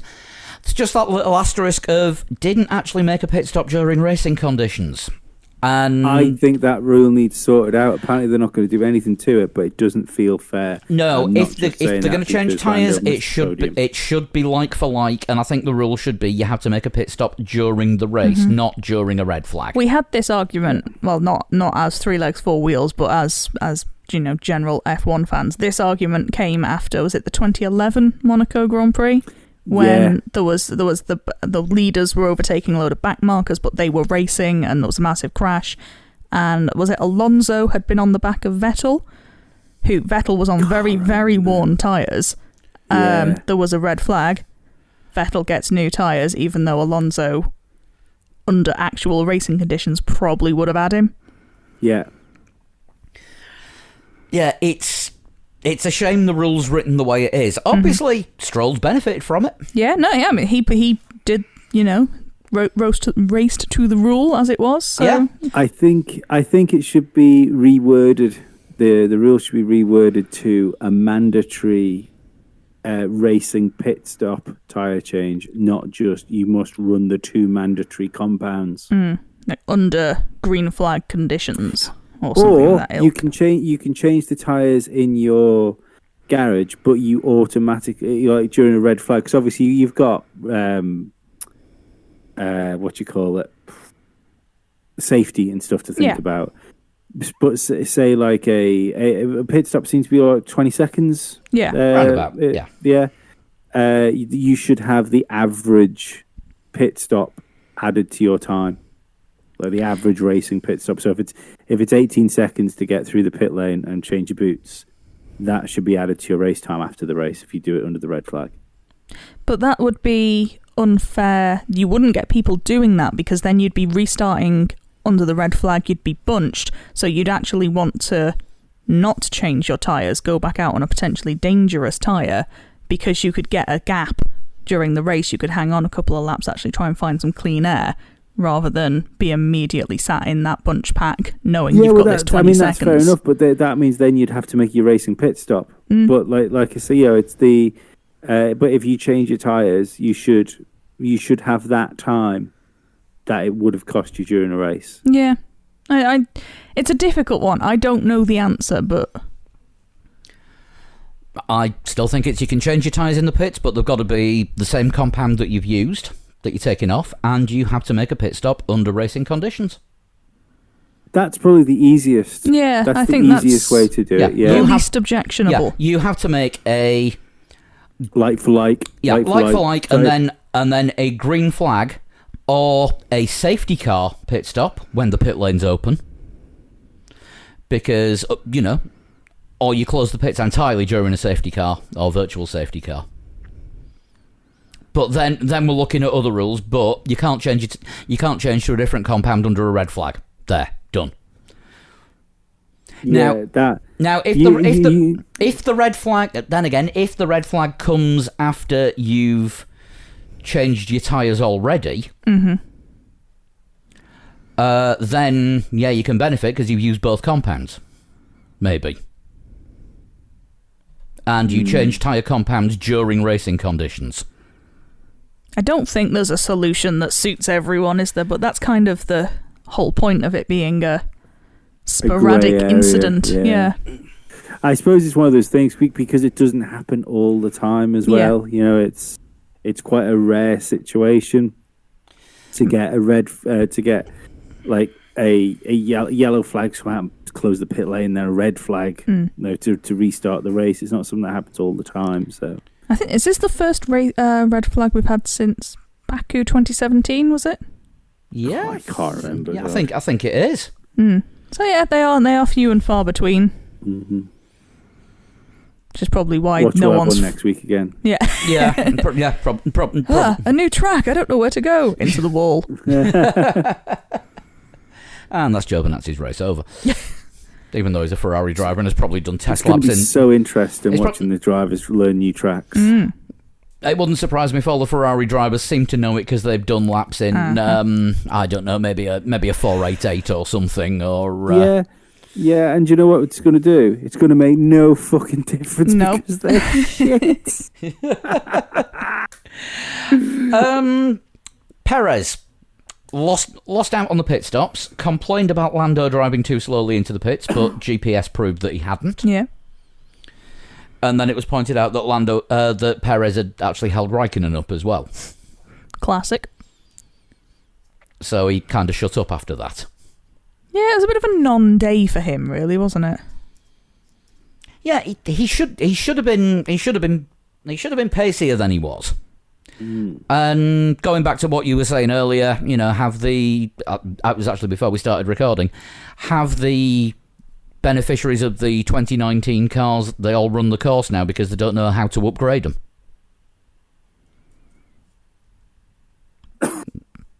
Oh, you've taken his breath away with that comment.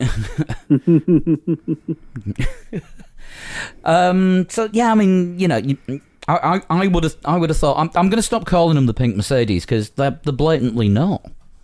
They're not as quick as they looked. They've just had their first podium of the season. I hate to throw shenanigans in there, but this is true. Very much shenanigan. Everyone's favourite Irish bar. But yeah, I don't know. Maybe they flattered to deceive in Barcelona. Pre-season news. Pre-season testing 20 years ago. Is this going to be the one that I forgot to mention? Toto staying on for next year. Yes. There we go. But he hasn't confirmed what role he's going to be staying on with the team, has he? Oh, there's always a technicality. Because that was a story that was in the link that I got sent earlier. I think it's presumed, isn't it? He's team principal. I would have thought so. So I wonder if that means there'll be a Lewis contract soon then. Now that's sorted out. Well, Lewis said he was waiting until Toto had sorted it, didn't he? So I'm amazed that Mercedes haven't actually put a press release out about this because 21 hours ago BBC said he was staying, and then 6 hours ago BT said he was still weighing up whether to stay. So it sounds like it's maybe not quite certain yet. It'll be fine. It'll be confirmed on Tuesday. Tomorrow morning. And of course, no jump cuts tomorrow. Right, where are we next? McLaren. Yeah, good day. Just wow. I mean, running second and third before the safety car. Yeah. They were kind of done by the safety car, weren't they? Really? It's. I mean, by one place. I think people came out worse than to lose one place. Oh yeah, Daniel Ricciardo is a perfect example of someone that came off worse. Yeah. Through that, but shame it was. I think it was Carlos's race, really. It was. I mean, I don't think one more lap he'd have done it. 3 more laps he'd have done it with what he was closing down on. And don't forget everything that he made up in the last lap. He was wringing the battery dry. Mm-hmm. Oh, I think he'd have had a go if he had another lap. I think he'd have had a go into turn 1. Don't think he'd have had the juice for it because I think he'd just completely drained the ERS. He might have had a go into turn 1, but then he'd have run out of speed somewhere round about the second Lesmo and had to crawl home. I'm only talking comparatively crawl home, but it'd have been a threat to lose the place again. On just like on a power basis, though, I think the Renault's got the number of the Honda at the minute. Yeah, it seems to have. I mean, yeah, the Renault engine has come on in leaps and bounds. Mm-hmm. The McLaren car, yeah, and quite quietly as well. Quietly has done. I keep saying this. I don't think just Renault as an organisation. I don't think it's getting the credit it deserves this year. No, I mean, the main talking points about Renault is usually, oh look, the Renault car is a lot better than it was last year, and you've got a comfortable Danny Rick. But there's that lump in the back, and it's powering another team, and that's the second Renault podium of the season. Second McLaren podium. Yeah, the second Renault-powered podium of the season. But yeah, all 4 Renault-powered cars, top 8. Yeah. It's not bad. All 3 remaining Ferrari-powered cars. Not. Yeah, bottom 5. Sorry, bottom 4 even. Yeah. So, yeah. I mean, I like it when McLaren don't say we've got the best chassis on the grid. Mm-hmm. Because I don't think they have got the best chassis on the grid, because I think Mercedes have got the best chassis on the grid. But I think you're probably right. McLaren Renault as a partnership they are far and away the best customer team. Yeah. Because Red Bull are a works team. They are the Honda works team. Yeah. Well, to be perfectly honest, we'll have to wait and see now after the engine mode changing. Has that flung the likes of McLaren ahead of Red Bull? Well, on Saturday's performance, yes, it has, because Carlos Sainz qualified 3rd. Yeah, and I'd have had a Red Bull quicker than a McLaren. Even at Monza, especially. If someone would have turned around and said to me like, "Why?" I'd have thought, well, the Red Bull's probably a more slippery car in a straight line, and the Honda engine is probably more powerful than the Renault, and I'd have been wrong. Yeah, because Ricciardo was 4th, wasn't he, on the grid? Yeah. So 2 Mercedes lining up ahead of 2 Renault-powered cars. Yeah, and I think Ricciardo fucked his last quali lap as well, wasn't he? Because he was he looked like he could have been quicker than the McLarens, didn't he? At one point. I think, did he do a really quick first sector and then? Yeah, he got purple in the first sector in Q3 in his last Q3 run. Yeah, I thought one of the runs he managed to pop up into like second or something like that, and then didn't he go off on his last? He went off. That was it. He went off track on his last run. Oh, did he have a little wide? Yeah.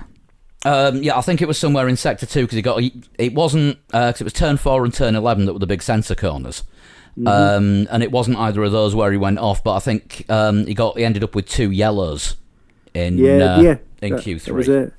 But yeah, it was purple in sector 1. But yeah, McLaren are looking fantastic. It's going to be a shame to see that partnership broken up. But you've got... Not if McLaren go better. If all of a sudden they start fucking pushing forwards, it'll be great. But, I mean, it'll be a shame to see the Sainz and Norris partnership broken up. Oh, sorry, I thought you meant Renault. No. The Carlos and Lando double act. I think as a double act, there is more value in Daniel Ricciardo and Lando. Yeah, they'll be good bands. Oh, they will be the Morecambe and Wise of the grid. But I think I can't stop feeling sorry for Carlos Sainz. No. Just awful. I mean, on the one hand, I've got to drive for Ferrari. On the other hand, oh God, I've got to drive for Ferrari. Yeah, it's not good. I suppose the only good thing he's going to do is he's going to prove me right again, because I think he after the first 3 or 4 races, you're going to regularly see him taking care of Leclerc. Are they going to let him? I don't think they're in the position to have number 1 and number 2.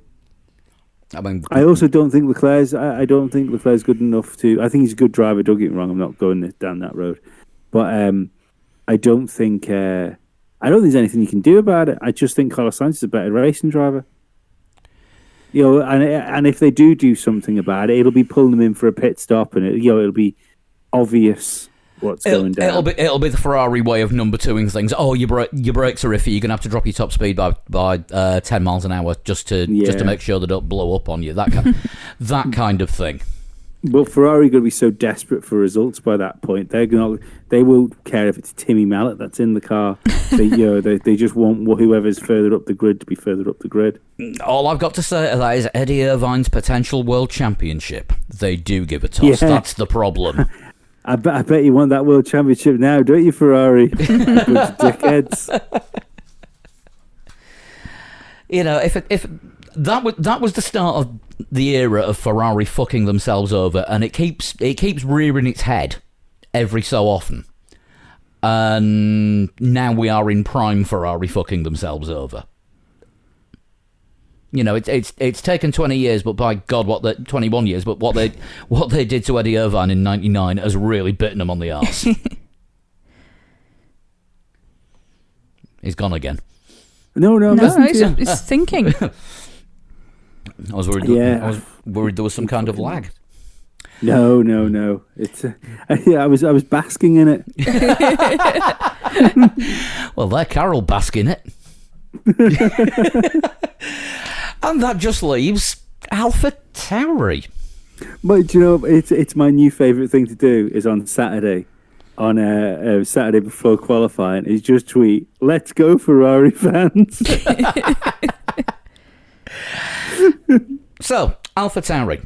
I'm saying it now. I want to put a bet on one of the drivers from whatever Red Bull's second team winning the 2032 Italian Grand Prix. Because they only get a win at Monza every 12 years. Interesting. So this is in 12 years. So this is probably someone who's about 8 at the moment. So it'll be a Fittipaldi. Could be a Fittipaldi.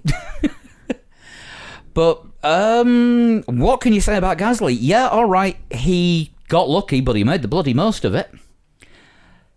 He came out of the race. He still had to restart the race in the lead and get a good start and hang on to it. And he wasn't in. I didn't think he was in the lead because Hamilton hadn't taken his penalty. But it was Stroll. Stroll was net leader at that point. Oh God, he wasn't he? Yeah, no, Gasly smashed it. All right, yeah, he did look out a little bit. Was that when Stroll went off? Was Gasly trying to get past him in that? No, Gasly got him off the grid.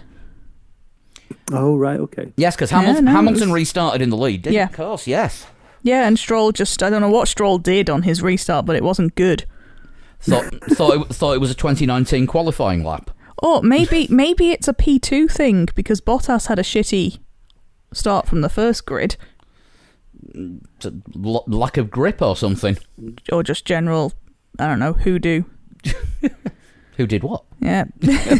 I think it took tremendous bottle to do what Gasly managed to do in that race towards the end. Yeah. Even with Carlos running out of laps and stuff like that, it reminded me so much of Button chasing Vettel down in Canada, and when Vettel lost it, on the last lap. Yeah.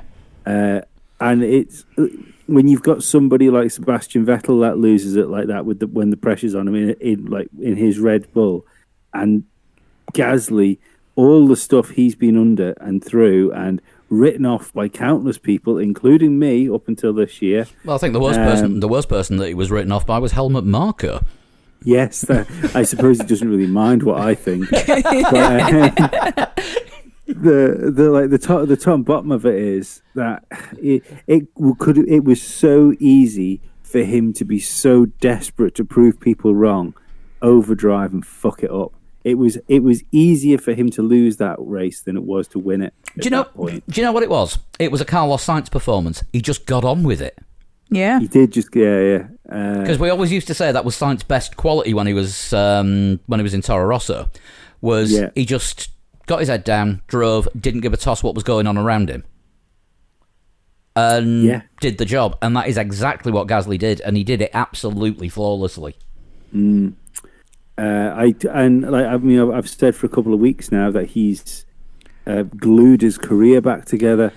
I think he's in the that's running. Career defining that race. Yeah, that was career defining. He is in the running for a real seat in a real team. Is it Red Bull though? I don't think that would do him any good whatsoever. No. If he goes to Red Bull, happen. If he goes to Red Bull again and becomes the Gasly he was last year in Red Bull, then this result is seen as a fluke, and the opportunity to get a drive somewhere else probably doesn't come again. Whereas if right now he starts, but if he starts sort of making noises around about now that he might be interested somewhere else, in maybe a seat in a French team that wants a French driver that has one under contract next year but doesn't have him beyond that. But what's Gasly's contract say? This is the issue. You will drive whatever Helmut Marko tells you to drive. And I wonder how long his contract is. He's, I think they're all 1 year, aren't they? AlphaTauri. So it's usually a rolling. So he is out of contract. He signed for next year? Not yet. I wonder if, because we often talk about them, they're going to keep him or they're going to keep him. Mm-hmm. So I wonder if it's the fact he is under contract and they've just got options. No one other than Verstappen in the Red Bull family is under contract for next year. Right. Okay. Cool.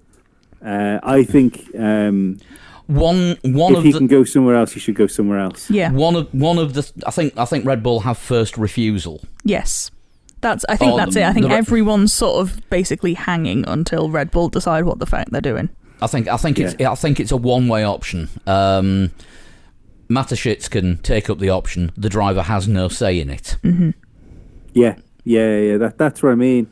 I think he will replace Albon this year. I don't think it's a good move for anybody. And I tell you what I said before is how they're going to spin it. They're going to say, look at what going back to AlphaTauri has done for Gasly. It's helped him rebuild his career. Now he can come and he can drive for Red Bull, and he'll be fine this time.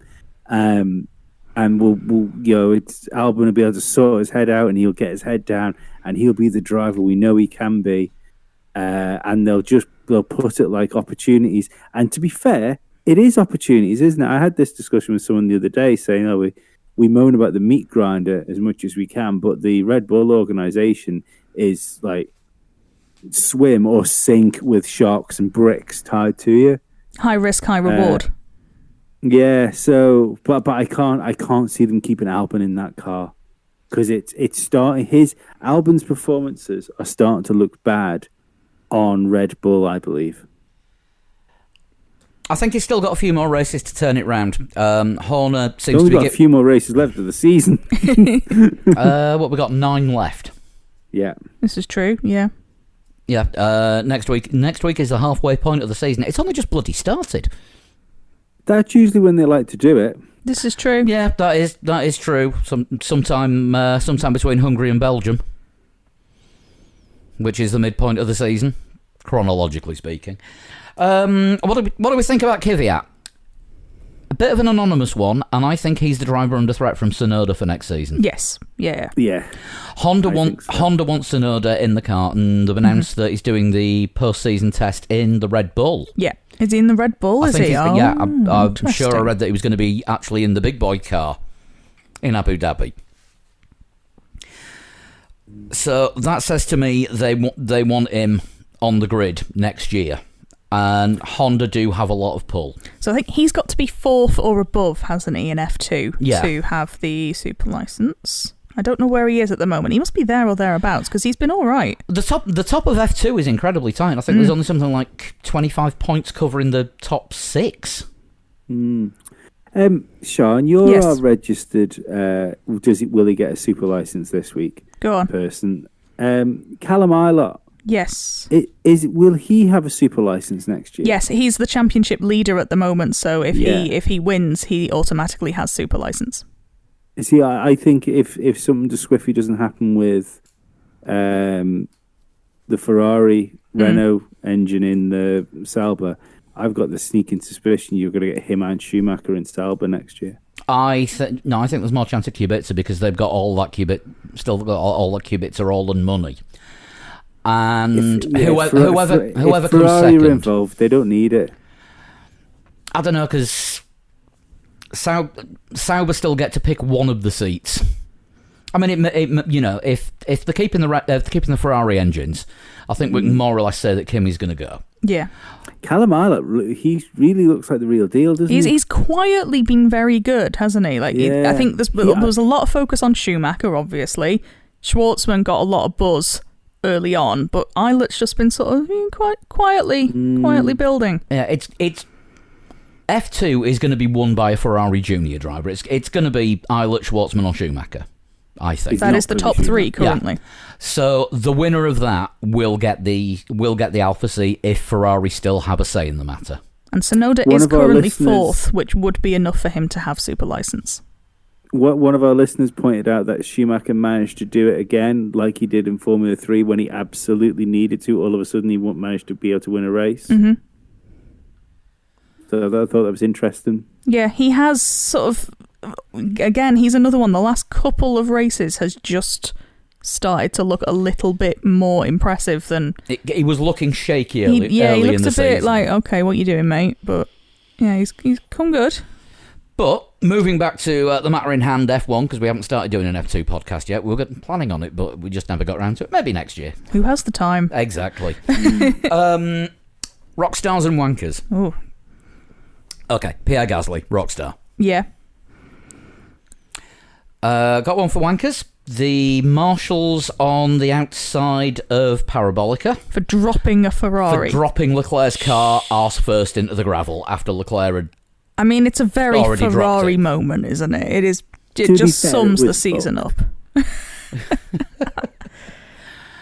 Yeah, I think we'll be seeing Leclerc in a new chassis next weekend. Yeah. Or an old one. Carlos Sainz, Rockstar. Yes. It's a lot of potential rock stars. Rockstar, that one person at Mercedes Mission Control in Brackley that tried to get through to the team and say, actually, guys, the pit lane's shut, don't pit him, oh, fuck, too late. Yeah, wanker whoever's decision it is, I suppose, to have that buried on page 4, but also it gave us quite a good race, so maybe not too much. Do we go for K-Mag as an honorary Rockstar? Well... He's tried to claim it, hasn't he? Yeah. light pop star for... It's the best thing he's done in Formula 1. Yeah, I mean, the guy's Danish. He's racing in front of an international audience. He couldn't even get Lego to back him. I think McLaren as well. McLaren in general is a rock star because it was so nice, even before the craziness started happening. It was so nice seeing McLaren up there, like running as a competitive car again. Oh, no, another rock star, Netflix. Oh, yes. It was their weekend with Ferrari. No way. Oh, Yes dear. way. Oh, that. Thank you. Have we just made this last race better for you? Oh, It's going to be painful. That's wonderful. That's absolutely wonderful. It's not necessarily a rock star or a wanker moment, or it could be a little bit of both, but did we see the video of Lando Norris cutting his hand? Oh, no. He did a celebration with the Chandon champagne, of course, as they do at McLaren, with signs, and he did the slamming it on the ground, but he got a bit too into it. It shattered, cut his hand. Oops. So I think he's all right, but... So we move on to Mugello this weekend. Unknown territory for four wheels. Yeah. It's exciting. I like it as a concept. Ferrari's 1000th race. Oh, it is. Oh my God. Oh, Lee, don't forget to hydrate and sanitize. This is it's just the best. Oh God, he's gonna take up smoking again after this, isn't No, he? I fucking swear.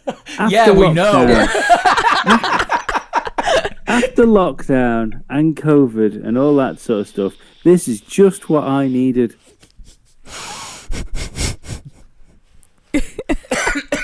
I mean, realistically, I know Italy kind of had it a bit bad, didn't it? So they probably don't want this. So sorry for you guys. AlphaTauri is an Italian team. They had a race win. It's all good. They played the Italian national anthem. Talking of which, They don't care. That was another bit of a rock star moment. The national anthem before the race with all the musicians in the stands. Oh, I didn't see this because I was still at work. Yeah, it was quite good. I thought it was quite good. I'm obviously on my own in this. Fair enough. Maybe. Yeah. I'm on my own. Right enough. But yeah, Ferrari's 1000th race at a circuit that they own. It's not going to be good. You couldn't write this, could you? It's going to be wonderful. Absolutely wonderful. So, shall we get some predictions in? Because we're all completely going into the unknown. Right. Dan is still going for his usual Hamilton, Bottas, Verstappen because he hasn't told me anything different. Because he said, leave it at that until I tell you otherwise, and I've not heard from him to say otherwise. So there we go. And I've got a guest predictor this week, and this is Wings Triumphant from our Discord server. He's one of the guys that helped us set it all up. If you haven't joined it yet, the link's all over the website, and it's a fun community in there. And he's going for Hamilton win, Verstappen second, and Perez third. He's also done the traditional Rockstars and Wankers predictions. Rockstars, non-top three driver who gets a podium, so I'm guessing Perez. Hamilton for a commanding race. Wankers, Ferrari, it's a kind of given. Grosjean, also a bit of a given, but he hasn't had a real Grosjean move in a while. He does feel overdue, in fairness. It's a fair point. And Sky F1 for endlessly speculating about reverse grids after this week. Yeah. So, Chris, I'm going to have to chase up once he's feeling a bit better, but I will get his predictions. I'll put them on the site. So I shall just write these in. Ham, Ver, and Per. Right, who's going next? I will go. I'm going to go Hamilton win, Bottas second, and a Verstappen third. I'm going to go boring because it is usually a boring result when it's a new track. Right, I always go last, so I'm gonna jump in ahead of you, Lee, this time. Rude. Go on. Because I don't want to be accused of copying you, because you've accused me of doing that before. I'm going for a Hamilton win. And I am going to go for Sainz second. Wild. And I'm really going out there. Lando third. So Double close to copying me. McLaren podium. I'm going Hamilton win, Lando second, and Sainz third. Right. We will see how this goes. If you want to do your own predictions, go onto the website at threelegs4wheels.com, go to the games section, and have a look for Prediction League 2020. We want your top three. your pole position, fastest lap, and the number of non-classified. Just in case there's any DNSs, the number of drivers that are non-classified in the standings at the end of the race. We've been running a little bit on the long side, and also we're one brain down tonight, so I think it would be unfair to inflict a total shunt on us, Lee. Yes, I think that's fair. I apologise to the person that's waiting with bated breath because I told them earlier that I was going to do theirs, but you can rest assured you're top of the list for next week. Unless you do your usual, and if you hadn't written that down somewhere that you're going to do it, then you'll completely forget and do a different one. How many times have you brought that up tonight? Listen to the Patreon! Cross your fingers for next July. If you want to know what the Patreon show's all about, go to patreon.com/3legs4wheels. Sign up from as little as $1 a month, and you'll get extra tangents, stuff, talk, no F1, but plenty of other things. Get to hear about Lee's stand-up comedy debut. Yeah, come follow me on Twitter at a total shunt, because I'm going to be putting clips of my comedy debut on Twitter sooner or later. And you can get us the whole show on Twitter, Facebook and Instagram, all at 3legs4wheels, and at Sean Cowper. And I am at Pablo100, and Chris is at Flood21. Just before we go, a quick reminder about Formula Lee. It's the Bahrain full circuit in the dry in a Renault, and you've got until Monday the 14th, 6 o'clock UK time, 1 o'clock Eastern. I had to do some thinking then to get your times in. Full details on the website about how to get that through, and we'll be on Discord over the weekend for qualifying, F2, F3, and the race all Saturday and Sunday. I think that's about it. Sounds wonderful. Right. The ones that are going to bed early, go to bed now. Yes. We'll see you next week. See you later. See you next week. Bye-bye.